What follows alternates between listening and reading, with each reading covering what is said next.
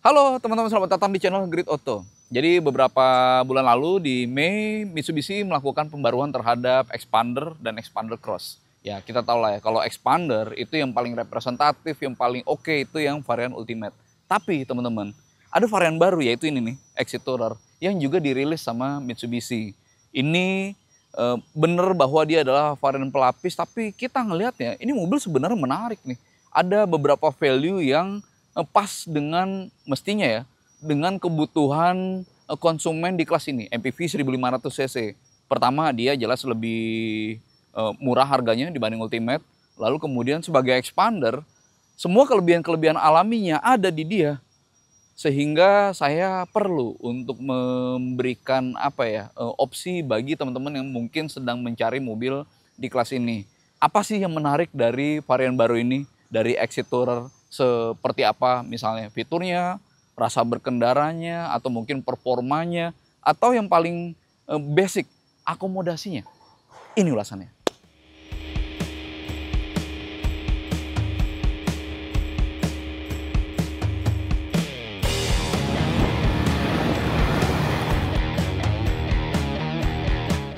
Ya teman-teman, jadi secara varian ini pengembangan dari Exit. Tapi sekarang dengan tambahan Tourer. Dan secara demografi konsumen, Mitsubishi mengembangkan Exit Tourer ini sebenarnya untuk mereka yang concern soal budget, karena dia jelas di bawah Ultimate. Nah, tapi dengan selera atau kebutuhan fitur yang lebih lengkap. Karena di bawahnya ada GLS kan, dan ini varian menengah antara Ultimate dan GLS. Jadi ya menurut saya Exit Tourer itu jadi varian yang kompromi nih sebenarnya nih, harganya udah oke di bawah 300 juta, tapi dengan fitur yang sudah lebih lengkap dibanding entry levelnya GLS gitu. Kalau secara eksterior teman-teman, sekali lagi karena ini adalah facelift ya, jadi siluetnya atau model dasarnya ya sama saja dengan sebelum-sebelumnya. Tapi kalau teman-teman termasuk yang fokus sama hal kecil, mendetail gitu ya, mestinya ini bisa memberi kesegaran. Utamanya adalah bumper teman-teman, dengan desain baru. Mitsubishi mengatakan bahwa ini membuat dia terlihat lebih elegan. Ya kalau menurut saya sih ini bisa memberikan dia bukan soal elegan, tapi jadi kelihatan lebih gagah, lebih macho. Arahnya ke sana gitu. Kalau menurut teman-teman gimana? Apakah dengan bentuk seperti ini ngebuat dia lebih macho, jadi kayak crossover gitu ya, atau terlihat lebih elegan? Tulis di kolom komentar ya. Dan di bagian samping teman-teman pun dengan desain velg baru ini, saya sebelumnya pernah ngulas yang Expander Cross ya. Dan di situ saya sampaikan bahwa desain velg Expander Cross yang baru itu nggak lebih keren dibanding yang lama, yang sebelumnya, yang pre-facelift. Dan ini pun juga terjadi di sini nih. Saya ngerasa bahwa yang sekarang itu nggak lebih oke dibanding yang sebelumnya. Tapi ya balik lagi, ini soal selera. Yang pasti teman-teman, antara ini dengan Ultimate varian di atasnya itu sama-sama 17 inci. Jadi ya masih dapat tuh kesan dari mobil modernnya. Lalu kalau di bagian belakang yang paling signifikan justru hal yang gimmick. Antena sekarang modelnya shark fin, nggak berpengaruh sebenarnya sama daya tangkap radio gitu. Tapi ini bagi sebagian orang, wah ini kesannya kayak modern ya gitu. Tapi kayak itu kayak gimmick aja ya. Cuma sekali lagi, kalau untuk keseluruhan, meskipun dengan model dasarnya sama dan ini facelift, buat mereka yang suka hal-hal detail, itu bisa memberikan nilai positif dalam soal, wah terlihat lebih segar.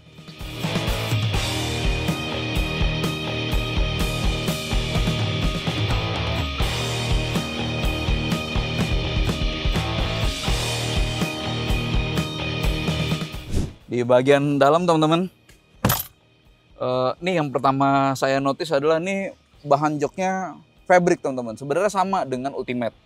Dia fabricnya yang high grade. Beda dengan yang GLS. Sama-sama fabric yang GLS, tapi ini lebih halus, lebih nyaman buat tersentuh kulit gitu ya, lebih enak gitu. Nah, di dalam teman-teman, masuknya tadi sudah dengan keyless operating. Artinya masuk kuncinya itu udah tinggal dikantongin aja, udah nggak perlu gitu ya modul remote-nya, kuncinya. Jadi keyless operating maksudnya adalah cukup dikantongin, masuk ke sini, buka kunci dengan tombol, lalu nyalain mesin dan matiin pun juga dengan tombol. Jadi itu sesuatu yang sangat positif dalam soal kepraktisan ya, keyless operating. LCD-nya sekarang pun juga menurut saya ya saya suka mengakses informasi dengan LCD yang seperti ini gitu ya. Oke, misalnya average speed, average fuel consumption bisa terpantau dan rear kamera. Cuma kamera parkirnya nih, rear kamera ini bukan 360 jelas. Jadi frontal belakang satu angle. Tapi menurut saya ini gambarnya kurang tajam teman-teman. Untuk mobil di zaman ini kurang tajam. Apalagi kalau dibanding sama mobil-mobil dari brand Cina gitu ya, ini kurang oke. Jadi ya mungkin bagi beberapa orang yang ekspektasinya adalah gambarnya bakal tajam, ini enggak. Tapi yang pasti teman-teman, bahkan di kegelapan malam, ini oke nih. Masih cukup terang gitu ya untuk memantau di sekitar. Jadi buat saya kalau untuk parkir di lahan yang menantang gitu ya, mundur gitu terutama, kamera ini udah sangat ngebantu, sudah sangat ngebantu gitu. Lalu kemudian setirnya dengan desain baru dan ini uretan ya, bukan yang leather seat, nggak seperti Ultimate. Softpad pun juga nggak ada di sini, jadi ya ini lebih basic gitu. Operasional dengan knob model kompor gitu, dan ini nggak masalah. Kalau buat saya teman-teman, operasional seperti ini benar-benar nggak masalah karena yang lebih penting adalah AC-nya dingin, ya nggak? Dan ini dingin. Gitu. Ya secara keseluruhan ini jelas lebih sederhana fiturnya. Kalau Ultimate itu dapat 6 airbag, ini 2 aja, kanan kiri di depan. Lalu tadi ya nggak ada kulit, ini pun uretan. Selebihnya ini lebih basic. Untungnya dia kamera parkir tadi udah saya sebutkan ya. Head unitnya juga sudah dengan koneksi Apple CarPlay. Jadi ya memantau GPS, Google Maps gitu misalnya, atau koneksi ke Spotify untuk menghibur sepanjang jalan biar nggak ngantuk pun juga sudah ada. Jadi sudah ngebantu. Ini pengaturan spion elektrik udah jelas, kemudian dia bisa melipat elektris juga, lalu volume diatur dari sini, next pun juga dari sini. Jadi udah memudahkan, termasuk juga perintah suara dan angkat tutup telepon juga dari sini. Gitu. Asik. Kepraktisannya oke teman-teman, meskipun nggak ada laci tersembunyi di bawah sandaran ya, tapi dia sudah oke. Bahkan di atas glove box pun juga ada kompartemen terbuka, di sini juga ada kompartemen terbuka, ada yang kecil juga di atasnya, cup holder gede, ada laci di konsol tengah, door trimnya pun juga besar. Ini masih bawaan dari expander yang praktis itu, iya. Jadi oke lah. Lalu kemudian akomodasi teman-teman, akomodasinya pun juga sebagaimana khasnya expander, lega. Saya suka dengan kelegaannya expander, bahkan ketika duduk di bangku tengah gitu ya. Itu ketika di paling mundurin, lega banget, udah lebih dari 10 jari. Lalu dimajuin setelah bangku diset untuk pengemudi seperti saya 168 cm, masih lebih dari 5 jari. Jadi akomodasi duduk di bangku tengah itu oke.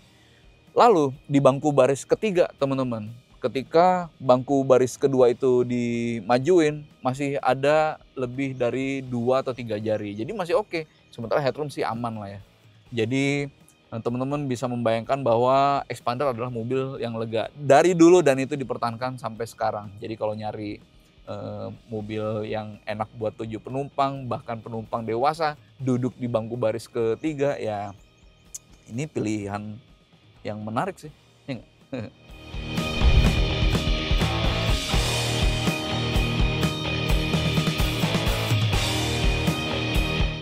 By the way teman-teman, ini exit tourer, exitnya tuh emblem. Sementara tourernya itu berupa stiker, jadi beda ternyata ya. Oke, lanjut soal kelengkapan teman-teman. Jadi kita tahu bahwa ini varian menengah. Di premis awal disebutkan kalau ini adalah entry level tapi dengan fitur yang lebih lengkap. Means kalau entry level sebenar-benarnya entry level expander itu adalah GLS, ini adalah varian yang lebih lengkap dari GLS menengahnya expander. Kita tahu bahwa tadi untuk masuk itu semuanya keyless operation, masuk dengan tombol, lalu nyalain mesin pun juga dengan tombol. Itu fitur yang nggak ada di GLS. Pun dengan misalnya head unit, dia layarnya lebih besar dibanding yang GLS. Lalu kemudian kamera parkir, sensor parkir di sini ada nih, di GLS nggak ada. Jadi ya sekali lagi, untuk fitur dia jelas lebih lengkap dari GLS, tapi dia nggak lebih lengkap dibanding Ultimate, dan itu jelas. Karena Ultimate itu yang Ultimate kan, flagshipnya dan dia kelengkapannya paling oke. Ini misalnya dia nggak ada airbag yang sampai 6, dia hanya 2, tadi pun saya sudah sampaikan. Lalu kemudian active yaw control ini nggak ada nih. Tapi untungnya dia sudah ada stability control sama misalnya hill start assist, udah aman. Terus fitur-fitur lain kayak misalnya electric parking brake atau auto hold dia nggak ada, tapi sudah dengan manual dan menurut saya itu nggak apa-apa. Jadi ya sekali lagi, untuk kelengkapan Exit Tourer ini udah menjadi kompromi yang oke teman-teman. Secara basic dia sudah sesuai dengan kebutuhan. Kalau saya pribadi ya, saya nggak begitu butuh sama hal se-fancy itu. Apa yang diberikan sama Exit Tourer dengan harganya itu oke. Gitu.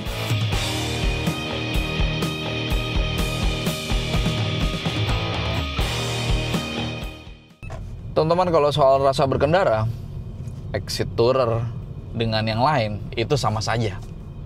Sebuah expander yang dari dulu itu memberikan rasa fun bagi penumpang. Yes, dan penumpang nggak hanya yang numpang tapi juga yang nyetir gitu ya. Karena ini kompromi yang bagus teman-teman. Expander mungkin teman-teman inget ya, itu memberi setup atau standar baru bagi MPV di kelasnya.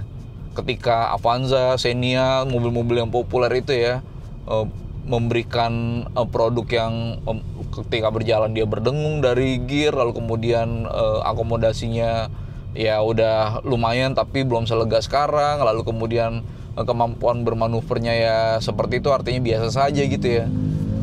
Expander ketika pertama kali datang itu hadir dengan banyak revolusi saat itu ya. Ini mobil ternyata bisa loh selega ini gitu misalnya. Lalu kemudian kenyamanannya bisa loh sekedap dan seempuk itu misalnya. Lalu kemudian ketika dia bermanuver, walaupun set suspensi dan sasisnya itu udah nyaman, ternyata masih bisa stabil ya ketika menikung kencang gitu. Jadi apa yang diberikan Expander di awal kemunculannya itu udah sangat bagus. Lalu kemudian ada sedikit evolusi, set suspensi yang ditingkatkan yang tujuannya untuk memberikan stabilitas yang lebih baik. Itu pun juga memberikan standar yang bagus bagi mobil di kelasnya, dan itu juga terjadi sampai sekarang. Semuanya masih ada di poin-poin yang sangat bagus terkait rasa berkendara teman-teman. Dia adalah mobil yang bisa memberikan kenyamanan mulai dari set suspensinya. Kalau ketemu jalan berlubang, polisi tidur teman-teman, berada di kabin Expander sama misalnya apa Xenia, Avanza gitu ya.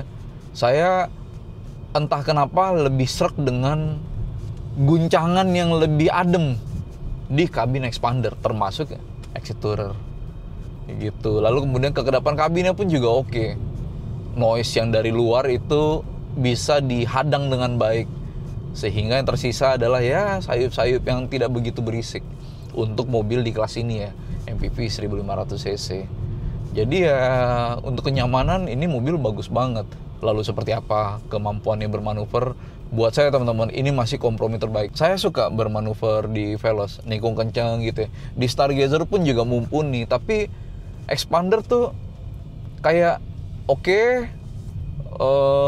ini sudah bisa memberikan kemampuan bermanuver yang cukup sesuai dengan peruntukannya. Ingat teman-teman bahwa ini adalah MPV dengan orientasi keluarga gitu, bukan hatchback apalagi sports car. Jadi ya mau sekencang apa menikung dengan mobil seperti ini. Dan ketika berada di ambangnya, ini udah cukup nih, dia udah enak untuk menikung 80, 90, 100 gitu ya, yang wajar misalnya di tol pindah lajur menghindari truk yang berjalan lambat misalnya gitu ya, atau menikung yang lumayan kencang tapi masih dalam konteks MPV gitu, dia sudah bisa memberikan stabilitas handling itu. Jadi ya rasa berkendara baik untuk pengemudi maupun memberikan senyuman untuk seluruh penumpang hingga ke belakang gitu, ini oke. Ini oke teman-teman. Dan saya suka dengan karakter mesinnya. Tenaganya sih biasa aja, 104 dk ya, dengan torsi 141 Nm itu output yang nggak cemerlang. Karena Stargazer itu tenaganya gede kan. dibanding ini ya ini jelas lebih kecil. Tapi enaknya power band sama torque bandnya itu lebih merata teman-teman. Jadi dia udah kuat dari putaran rendah sehingga ketika dia berakselerasi di kecepatan yang wajar itu rasanya effortless. Jadi ya udah enteng aja gitu mobilnya. Rasanya tuh ringan gitu bawa ini.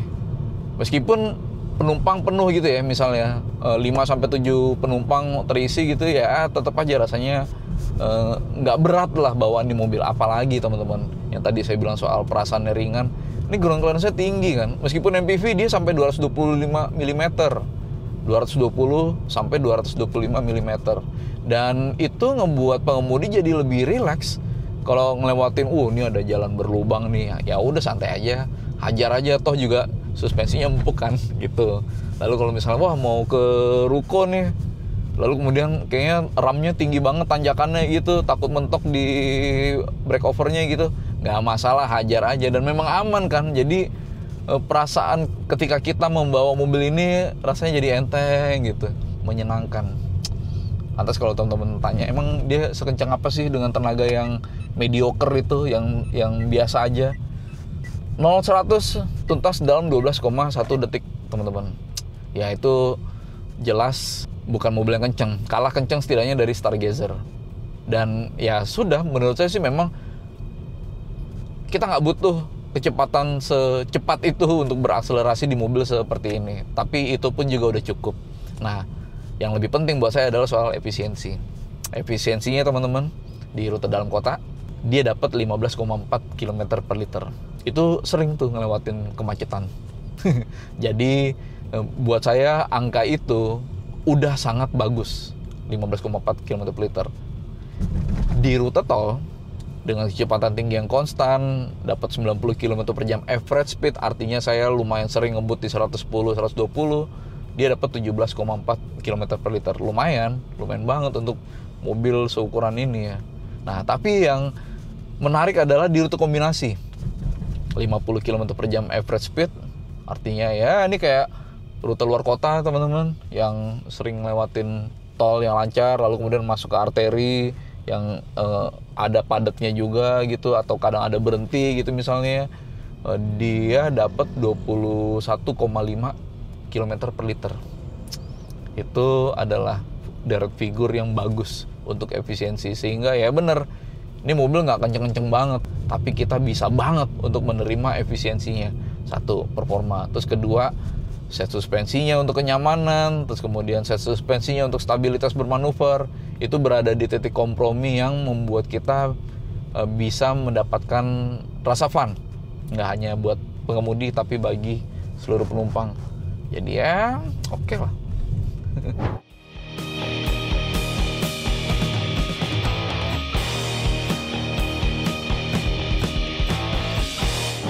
Ya teman-teman, jadi saya bisa menyimpulkan bahwa ya bener, dia bukan varian tertinggi, tapi dia sudah bisa memberikan banyak hal.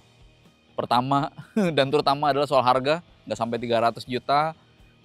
Artinya untuk sebuah expander ini adalah versi yang lebih menarik dibanding Ultimate. Tapi kalau dibanding GLS ya lebih asik GLS lah harganya ya kan. Nah, tapi enaknya adalah fitur-fiturnya udah cukup kompromistis. Bener dia nggak selengkap Ultimate, tapi sudah bisa memberikan banyak yang sesuai dengan kebutuhan esensial. Lalu rasa berkendaranya menurut saya ini khasnya expander, enak gitu ya.